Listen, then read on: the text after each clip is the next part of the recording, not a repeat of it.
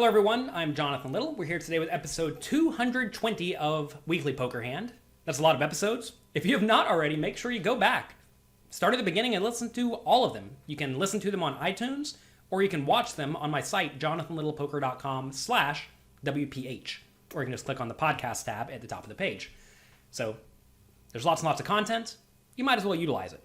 Here we're playing a hand from a $10,000 buy-in final table that Party Poker put on a little while ago. We are currently playing with about 25 million chip stacks at 250,000, 500,000 with a 250,000 ante. Folds around to Preben Stocken in the small blind with ace-4 offsuit, and he limps. A lot of people think you need to raise from the small blind to be aggressive, especially when you have a vulnerable ace. But against good players, you always want to ask, what am I presenting my opponent whenever I raise? If he raises to 3 big blinds, let's say, I have to put in 1 million chips to win what's going to be a 3.25 million chip pot, which basically means that Preben would be saying, I'm going to give you odds such that you only have to realize your equity 30% of the time, and you still can't beat me. Well, certainly 9-6 suited is going to have way more than 30% equity against any random hand, and I'm in position, so I'm probably going to over-realize my equity because I get to make better decisions than my opponent because I get to act last. So that's definitely a bad play. If you are going to raise, you want to make it quite large. But when you make it quite large with ace-4, now I'm going to start defending with a stronger range that doesn't do so well. Or it makes it to where ace-4 doesn't do so well. And he's out of position again with a hand that's going to flop pretty junky holdings most of the time. So what can he do? Well, he can limp. Whenever he limps, he's putting in 250K into a 1.25 million chip pot, right? That means he needs to realize his equity 20% of the time. Clearly he's going to get raised sometimes, so he needs to do it a little bit more than that. But that's fine, right? So this is going to allow him to limp with a very wide range. And if you limp with your good hands, now I can't raise too often because I know I'm going to get limp re-raised sometimes. So I like his play. Very, very good limp. And then on to me with 9-6 suited. This hand is definitely fine to check and see a flop. You want to raise with your best hands and your garbage against most players. And that's typically going to be my strategy. And 9-6 suited is not one of my worst hands here. All right, flop comes 10-3-2 with 1 diamond. Preben has ace-4 offsuit, decides to bet 500K into the 1.25 million chip pot.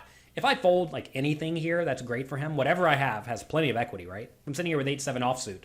I'm going to win 25% of the time or something like that. I mean, as we see with my 9-6 suited, I win 28% of the time. So if he can just bet and make me fold there, that's fantastic. I realize in this scenario that I do have a decent amount of equity and I'm in position, so I'm going to be able to win the pot sometimes. So I cannot fold this 9 high. A lot of people think, oh man, 9 high. What are you doing calling with 9 high?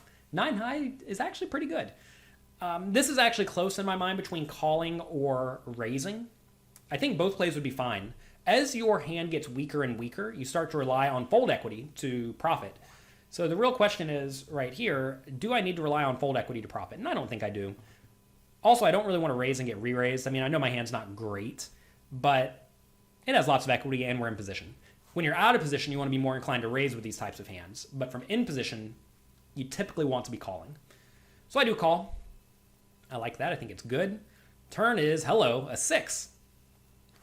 Pot is now 2.25 million, and Preben bets again, 1.75 million. He has now polarized his range to really good hands and bluffs. So, first question. Are there a lot of really good hands? Well, there are certainly a lot of 10s available, which are good, but I don't know if he wants to bet 3/4 pot with them. Then there's also a lot of draws available. Notice if you bet 8-7 or 9-7 or ace-4. Those are all draws that you'd like to bet quite large with, right? Because you definitely don't care if I fold. Also, if he bets large and I'm sitting here with a 3 or a 2, I'm going to be in a pretty miserable situation. So that's also kind of a reason to bet large with these draws. That said, we have the 6. If I have a 10 or a 6, I'm just never folding to the turn bet. So I think I need to call here pretty much every time. And I definitely think his range is going to be a little bit bluff heavy here. If the opponent's range is a little bluff heavy, then I need to be way more inclined to make hero calls. And you may ask, why do I think his range is a little bit bluff heavy? Well, first, there's just a lot of bluffs available. And secondly, we get to see his hand, right? He has ace high, which is a hand that has some showdown value. I'm certainly going to call the flop with all sorts of stuff, right? Like 8-7, for example. And ace 4 has a decent chunk of equity to the point where I think he can definitely justify checking this. So if he's checking his ace highs, that should make me way more inclined to make big folds with a 3 or a 2. But if he is betting ace highs, well, clearly 3s and 2s gain a lot of value then, and they should not be folded. So in this scenario, I definitely am calling with 9-6 or any 6. But given I know his strategy by seeing him seeing him bluff this ace 4, I should be more inclined to call with basically any bluff catcher. Clearly easy call for me, though. I don't want to raise. If I raise and get called, I'm in bad shape. Maybe a small raise is actually kind of sweet here. If I raise small and get re-raised, I can fold pretty often. But the problem is Prebin is a good player, and if he's sitting here with a draw, he's very likely to re-raise some of them.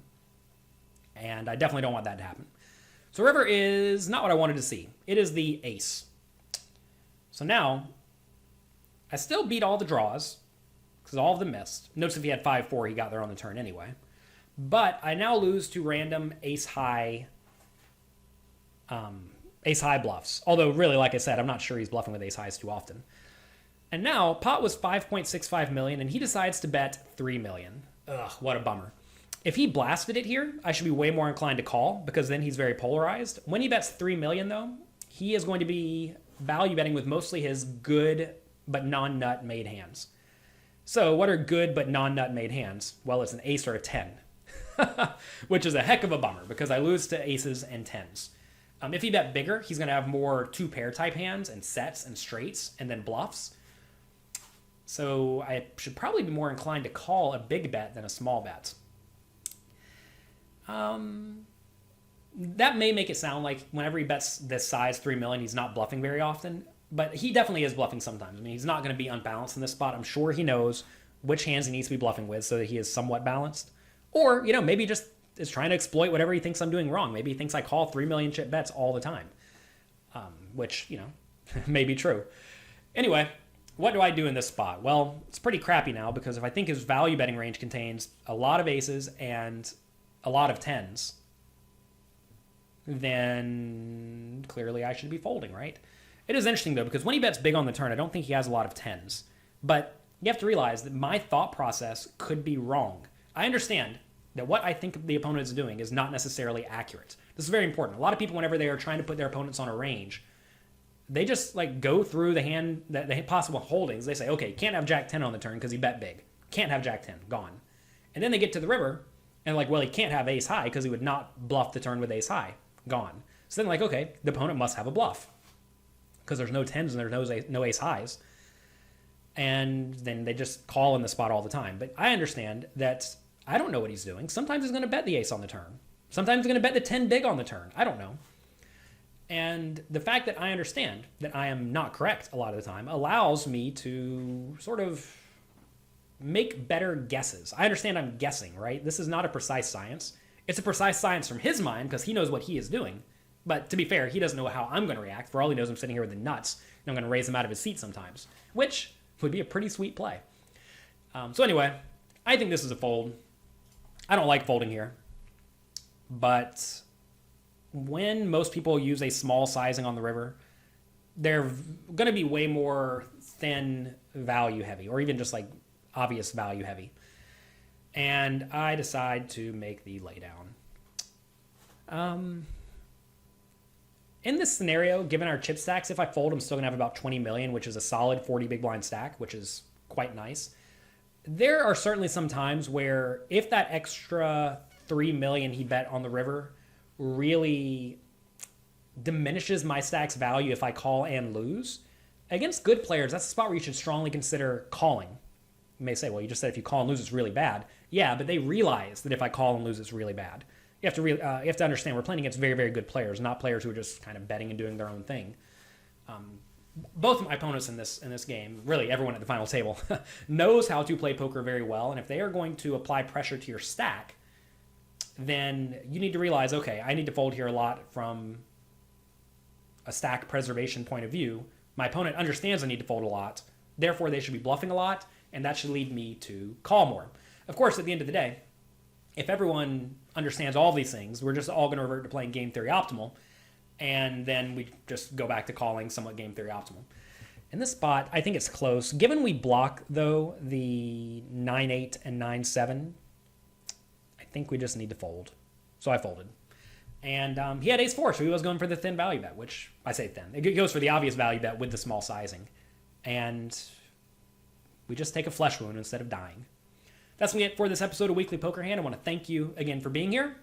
If you have any questions or comments, feel free to leave them in the comments section wherever you're watching this, or message me on Twitter at Jonathan Little. I'll talk to you next week.